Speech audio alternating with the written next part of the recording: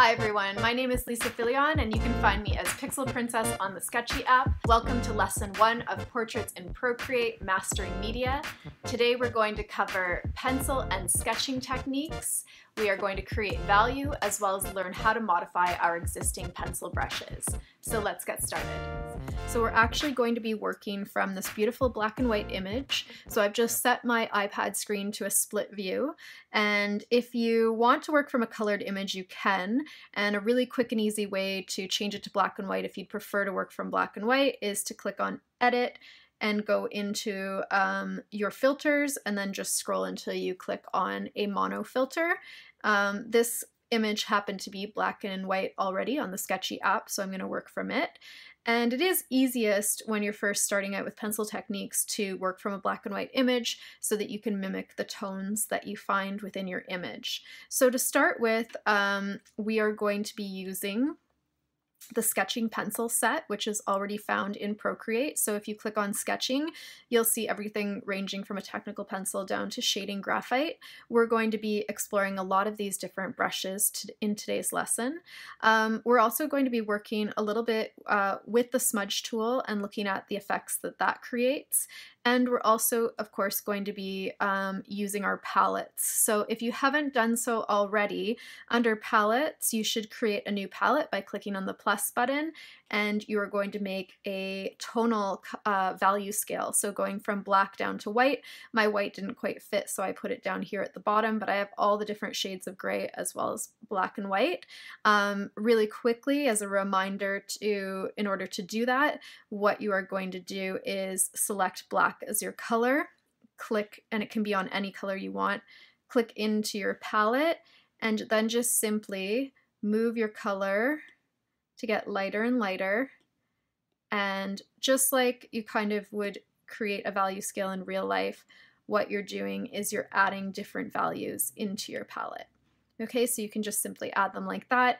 If you're not happy at any point with any of your values, you're just going to click on it with your finger and select delete. Okay, so we are going to go back to our sketching pencils and we're going to choose technical pencil. I'm going to move my slider so the pencil's around 20% and the opacity is all the way to 100%, and my brush is currently on black. And with the technical pencil, I'm going to map out the basic shape of this portrait. One thing that's kind of interesting about this portrait is how asymmetrical it is. So I'm going to be using a rectangular 8x10 inch canvas, but I'm going to keep with some of that asymmetry by making my portrait a little bit smaller towards the bottom than I normally would. So to start with, I'm going to zoom in here and just do a really quick outline of her face shape.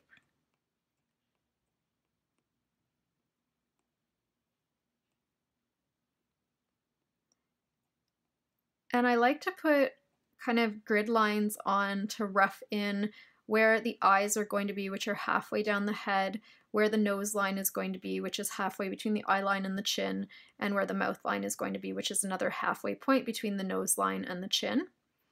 And then I'm going to just rough in her hair almost geometrically as a shape. There's great movement in this source image, so I'm going to try to capture that today as well. And some of the turtleneck there. And so with my technical pencil, just like I would with a regular real-life pencil, I'm using a very light pencil to start with. In real life, I would probably use something like an F pencil in order to start my sketch so that it doesn't get really smudgy and I can keep my lines nice and light. Once I've kind of roughed it in the way I want, I'm going to reposition it on my canvas exactly in the position that I want it. So I'm going to move it up a little bit because I will cut off her shoulders if I don't do that otherwise. So I'll move it up slightly and I'm going to add those shoulders in.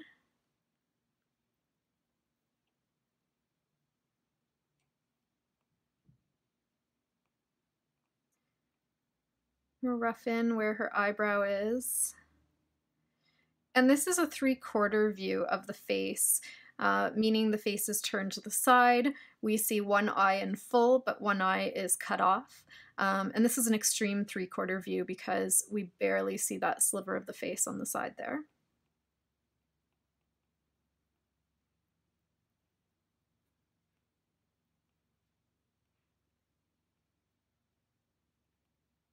And what I'm kind of doing is just paying attention to the distances between the different parts of the face and roughing those in.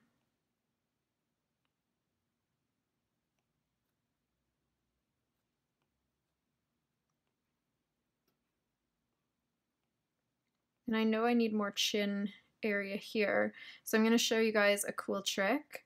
We are going to choose our handy selection tool, have it set to freehand. We're going to select part of the face here, and I'm going to adjust it so that I can manipulate it a little bit and make that chin longer.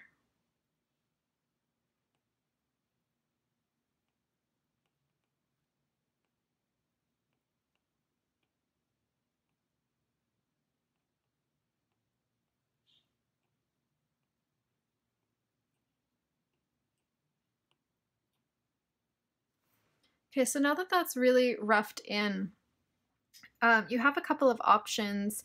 You could do it all in one layer, but we're going to, for the sake of this tutorial, use many different layers. So I'm going to label this technical pencil just so we can see how we've used the materials in different ways.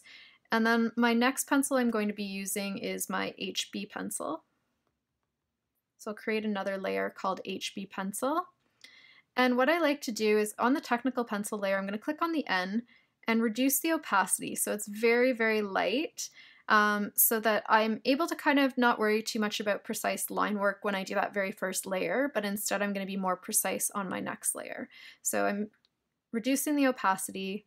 I'm going to zoom right in so you can see it.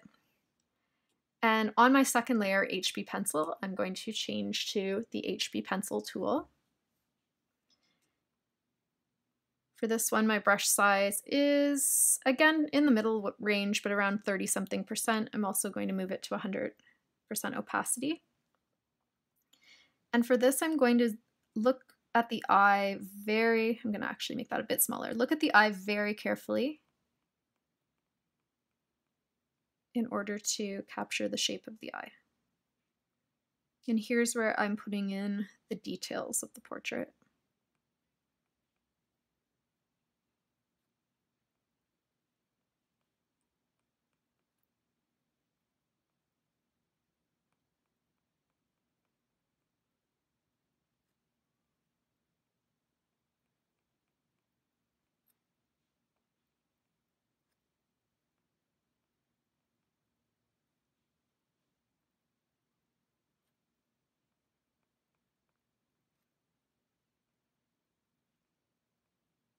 Just keeping in mind that it's really important to have a really good foundation for your drawing, to have the proportions the way that you want them before you start going into your shading or any other details that you might add.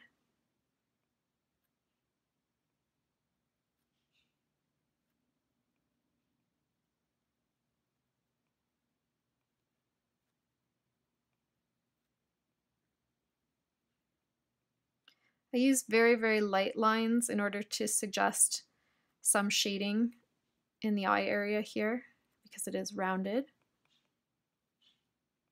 And then these are really, really rough lines that we're going to fix up later on. Kind of remember to leave that fleck in her eye. If you do forget, you can always take your eraser tool and actually set your eraser tool to a sketching pencil.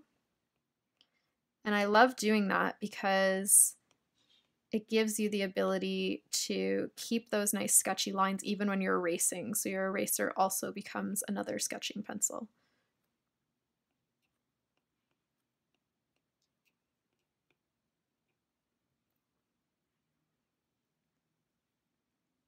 I also find that zooming in and out on your portrait really helps. So it's nice to zoom in to do the details, but then periodically you want to zoom out and check on your progress and check on your proportions in relation to the rest of the face.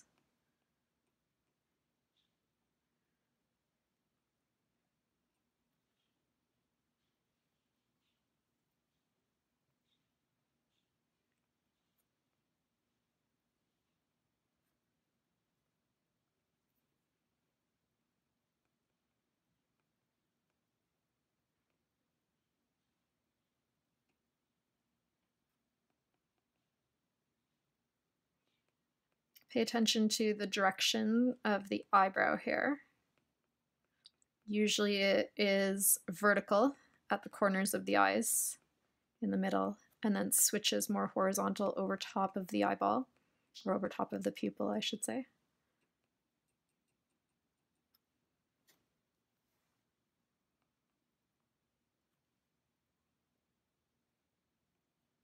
And then we want to pay attention to the distance between the other eyebrow. And over here, the face does get cut off.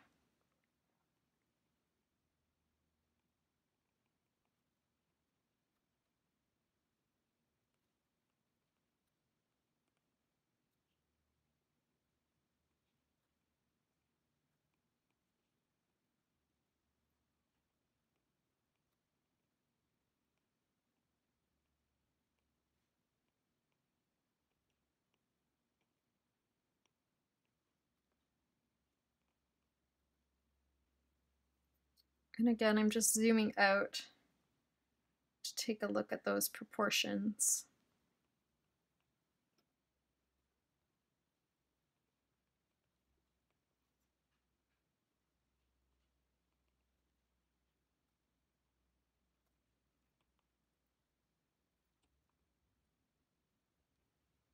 I think I want to move this pupil over a little bit.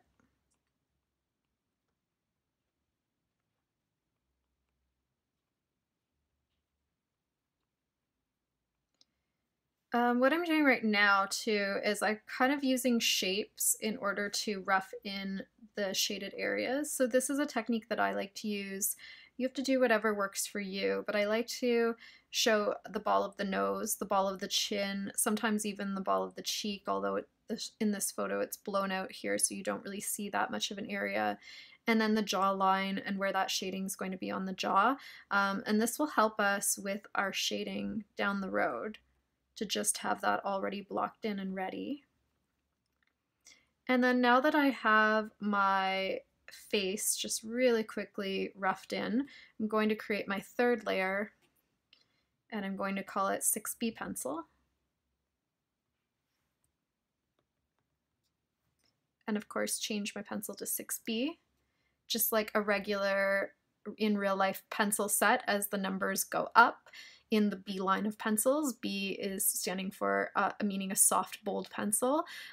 So it gets softer and it gets to be a darker pencil. So a 6B is going to be getting a little bit more towards that charcoal area where it becomes very dark and very soft to use. So I'm going to keep this pencil pretty large, and I'm going to zoom right out. And for this pencil, I'm going to see how I'm barely pressing on it and see how dark and smudgy that is. Just like a real life pencil, which is really cool. And for this one, I'm going to just kind of put in the hair and that movement of the hair.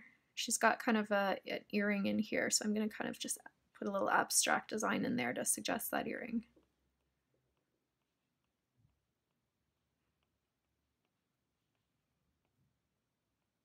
Now right now I'm not doing really precise line work for the hair, but I'm just trying to figure out the flow of it.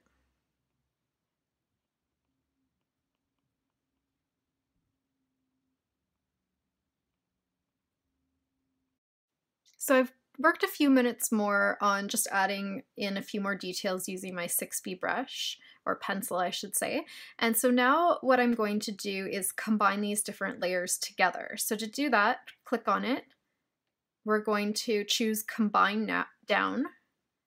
And then once we have our new group, we're going to collapse it and also click on Combine Down. And now all 3 of those layers are in this group, which we are going to rename to Sketch. And what I've done here is I've given the ability to manipulate all layers at once. We could also merge all these layers together and then we wouldn't have access to them separately. So it's however you want to work, but if you want to keep access to each of your layers individually, you will want to combine down. So we're going to be on the sketch layer and I'm going to show you guys how to manipulate proportions in a few different ways. So the proportions on this are not perfectly aligned to the photo. And so what I'm going to do is I'm going to use this selection tool in order to kind of manipulate things a little bit more. So I'm going to blow up the original source photo a little bit larger so that it's around the same size and the same alignment as my sketch. So I'll just do that right now so that they're kind of lined up with each other so I can better see what needs to be adjusted and what looks okay. So by doing this, I find that I am able to kind of see a lot more mistakes clearly. So I'm going to click on my selection tool under freehand, and I'm going to use it to adjust a few things. So the mouth, for example, I know is not in the right spot. So I'm going to select the mouth and choose my arrow tool up here, which allows me to move it. And I'm just going to adjust the mouth, looking at, okay, how far does the corner come out? How long is it in relation to the chin? I'm also going to do the same thing to the nose. Select the nose. And right now it's on magnetic. I can take it off of magnetic, which allows me to have more skew options. So magnetic will kind of hold it in place a little bit more. So yeah, taking it off magnetic gives me a bit more freedom. I do the same thing with the eye.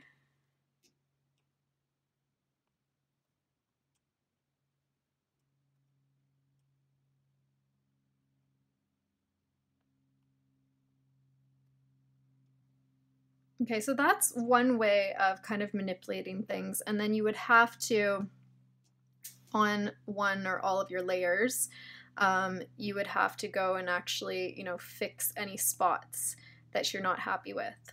What I'm going to do next is, instead of having combined layers, I'm actually going to flatten all the layers and again rename it to Sketch, because I'm not going to be working with them separately anymore. And I am going to, this time, click on my adjustments tool and click on Liquify. So this is another way of manipulating your image. I love the push feature because we can just ever so slightly make adjustments to our portrait in order to be a little bit more proportional.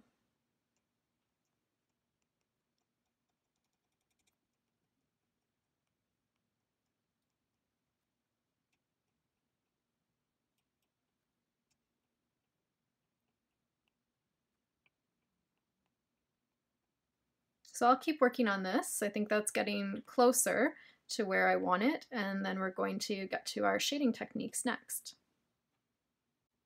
Okay, so I've spent a couple minutes drawing my sketch, and I went over my lines a little bit more with my 6B pencil just to make it a bit bolder. And what we're going to do now is talk about shading techniques. So we're going to make some new layers. We're going to call this layer smudging. I'm going to make another layer and call it stippling.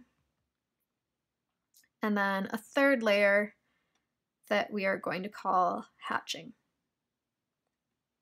So we're going to start with our smudging layer.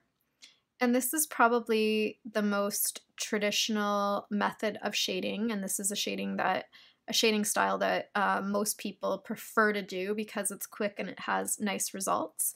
And with a real life pencil, you would use a soft dark pencil, usually in order to do your smudging technique, so anything in the B range, and you would turn the side of your pencil so that you can get a nice smudgy effect. And actually, if you're using a pressure sensitive pencil or stylus like the Apple Pencil, if you turn it to the side on your pencil settings, you get a really nice smudgy effect, just like you would with a real pencil.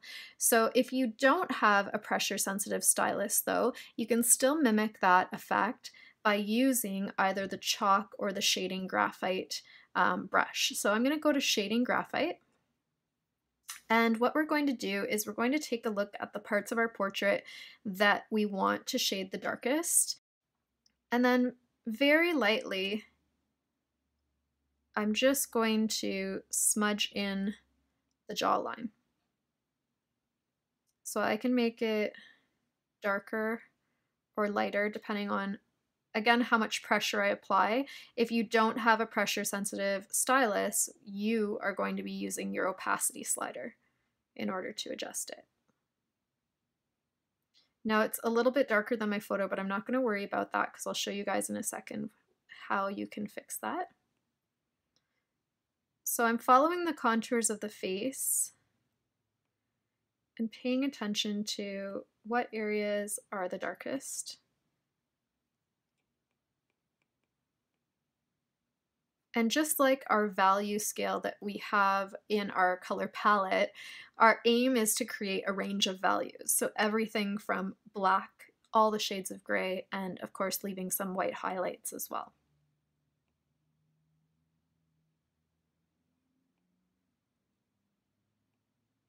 Another tip is that if you're working in a 3/4 pose, generally speaking, this part of the face could be in shadow because it is turned to the side, unless of course your light source is coming directly towards it. And then I'm even going to go over her hair because she has dark hair and just go over it with my graphite.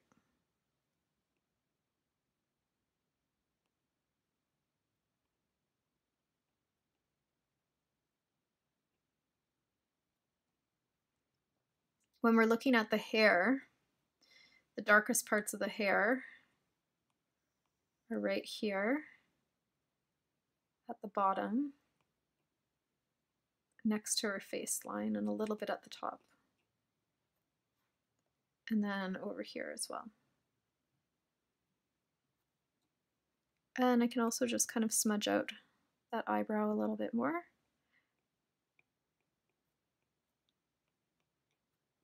Okay, so that is one way of creating kind of a smudgy effect. So by using opacity or by using a pressure sensitive stylus on a graphite setting. If you want it to be more blended, what I would recommend is taking your smudge tool, clicking into it, going to your sketching pencil, and keeping it on shading graphite. And then with your smudge tool, you can see, we can change the opacity on it, change the size on it again. But I'm just pressing lightly and you can see how it starts to blend some of that texture.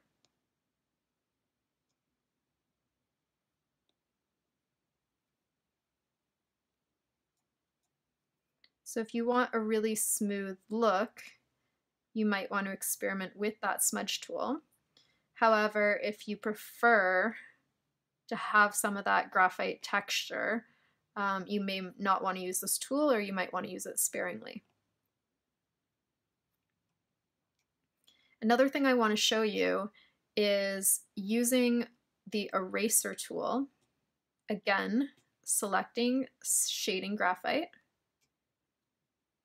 If any part of your picture starts to get too shaded, what you can do is you can use your eraser to go in and clean up those lines. And what I'm also going to do with my eraser is use it to add highlights to the hair.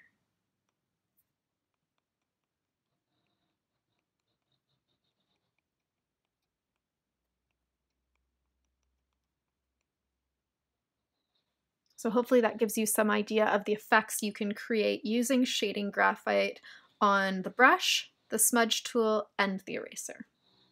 The next technique we're going to try out is stippling. And stippling is when you use small, tiny dots in order to create shading. So the closer your dots are together, the darker the shade. So I'll give you guys an example. I'm going to go to my HB pencil. I'm going to turn it up to its max brush size. And if I just do a little section of the jawline here, this would be considered stippling. Little tiny dots. The dots can start to overlap, which of course creates a darker texture, or the dots can be further spread apart, which gives the illusion of a grayscale.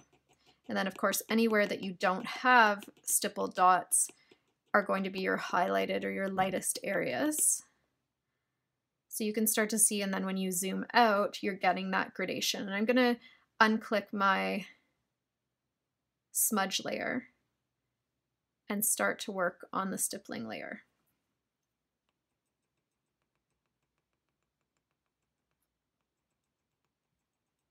Now, this type of method is only for people with a lot of patience or a lot of time or both. It looks beautiful when you finish.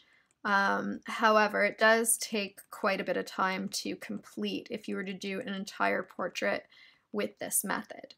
So I'm going to show you guys a way of speeding things up. So what you're going to do is you're going to use a stipple brush, and you're going to go to inking, and you'll find stipple under inking because oftentimes stippling is a pen and ink technique. And what you have to do for this one is if you just simply use it as a stamp, the way we were doing before, it's just going to create tiny little ink dots.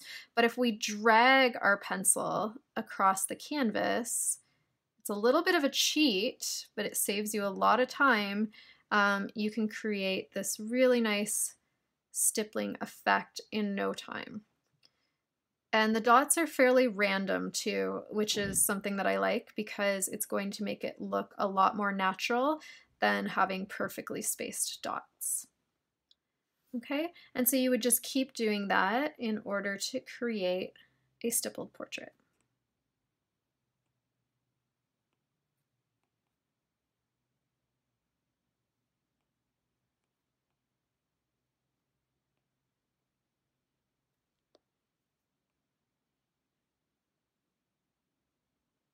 And if you want it nice and dark, you're going to go over your lines many times, so in this jawbone area, and then spread your stipple out.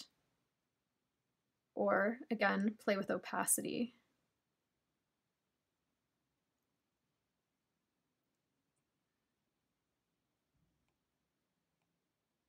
And here we have, just within a minute or so, a partially stippled portrait completed, at least on the skin tone.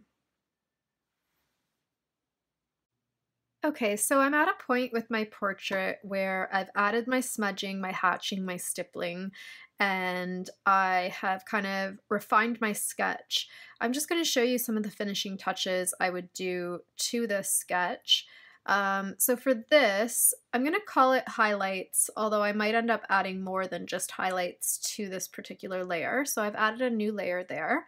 And actually, just to kind of emphasize that point, I think to start with, I'm going to use a 6B pencil, almost in its full size, maybe in the 60–70% area. And I want to create some of this, just kind of this hair flow that we see across the face. So I'm just going to adjust my brush size until I get it the way I want. And it doesn't have to be exact. I've already started to do a little bit here, but just using really like quick, fluid movements. I'm actually going to make her hair a little bit messier than what's in the photo. And we're just going to add a few pieces like this. And then now we're going to switch over to our highlights. So we could use an eraser tool, but we'd have to go back into our previous layers to do that. So instead I'm going to change my color to white. I'm still on the 6B pencil, and we're going to start to add highlights, especially important to do it to the hair here. So I've adjusted it a little bit lower, so I'm at only about 14% right now. I'm just going to do some fine strokes for the hair.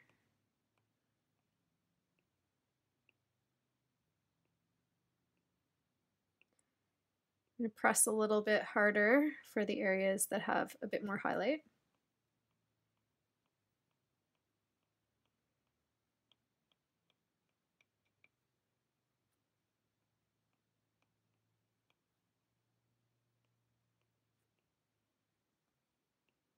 You want to kind of make it look as natural as possible.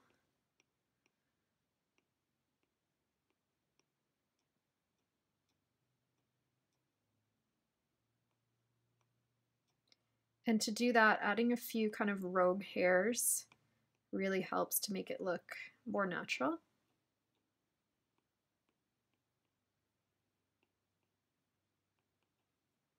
You can even go in and add some of these highlights into places like the eye, the corner of the eye, eyebrow hairs. So it's basically just using kind of a reverse technique.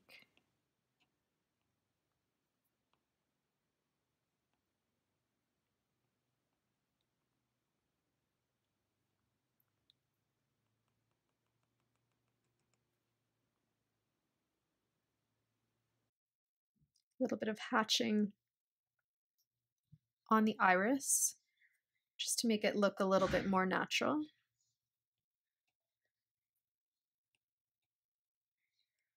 And now we've added some nice highlights. So lastly, what we're going to do is we're going to add a couple of more pencils to our sketching set. So if you click into brushes under sketching, what is noticeably missing for me is something that's between an HB pencil and a 6B pencil. So I'd like to create a 3B pencil, a nice little middle ground between them. And I would also like to add a proper stipple brush to our collection as well. So let's start with that one. What we're going to do is we're going to go to inking. If you remember, that's where we will find the pre-existing stipple brush. And we're going to swipe it to duplicate. And you'll notice the one that's been duplicated has a little Procreate symbol on it. So you're going to take that one and drag it into sketching. And so here it is under sketching. And so we can click into its properties, and under source, what you'll notice is the grain source is pretty much blank. It's just a white square. And that is really suitable for inking because it's a nice, clean, liquid kind of line. But it doesn't really give us the effect of shading that we want with a pencil. And so what we're going to do instead is change this grain source to make our stipple brush more of a pencil stipple. So we're going to go to Swap from Pro Library. And if you scroll down, you'll get to all of these nice textures that are in your library. And if you scroll far enough, you'll see there's some charcoal textures and there's also a graphite texture. So you can experiment with which one you like the best. I'm going to choose graphite. And so now my grain source has been converted to graphite. And so if we test that out on our paper, and I'm going to just make my brush bigger so that you can see it, it's going to give us a much more realistic graphite look than what we had before with the ink brush. So I'll rename this, just write it in here for you guys to see, stipple. And so now we've created a nice pencil stipple brush. And you could go in and experiment with more of the properties of the brush as well. So of course you have all of these properties at the bottom: stroke, shape, grain, dynamics, Apple Pencil properties, as well as general properties that you can kind of modify and tweak it exactly the way that you want. The second brush I would like to create is a 3B pencil. To do that, we're going to modify the existing 6B pencil. So the pencil set that you'll find in Procreate very much mimic traditional pencils. And so the B on pencils simply means that it's in the value range of softness. So it's a nice soft as well as dark pencil. So it's a bold pencil. And so HB is your standard writing pencil, and anything where the numbers go up from there, it's going to become a softer and a darker pencil. And so a 6B is quite a smudgy pencil. It's heading a little bit more towards the charcoal range. So a 3B is kind of a nice all-round multi-purpose smudging pencil and sketching pencil. So that's why I'd like to add one to my set. So I'm going to duplicate my 6B pencil. So here's the one that I've duplicated it, click in, and I'm going to change the name to 3B pencil. And again, we're going to take a look at the shape and the grain source that they've given us already. So if we go to swap from Pro Library, I'm going to choose, because it would probably be set to charcoal 6B or something that's pretty dark, I'm going to again choose graphite as my grain source. And let's test out by changing the grain source what our pencil looks like. So I'm going to click on HB pencil first. So it's at its max size, and I'll try not to tilt my pencil so you guys can get a good sense for it. So that's what an HB pencil looks like. And then I'll click to 6B and again change my brush size to 100%.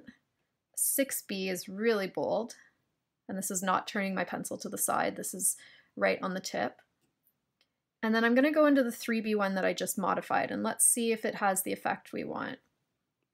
So it looks like it's a soft pencil that's kind of somewhere in the middle. And I should bring that up to 100%.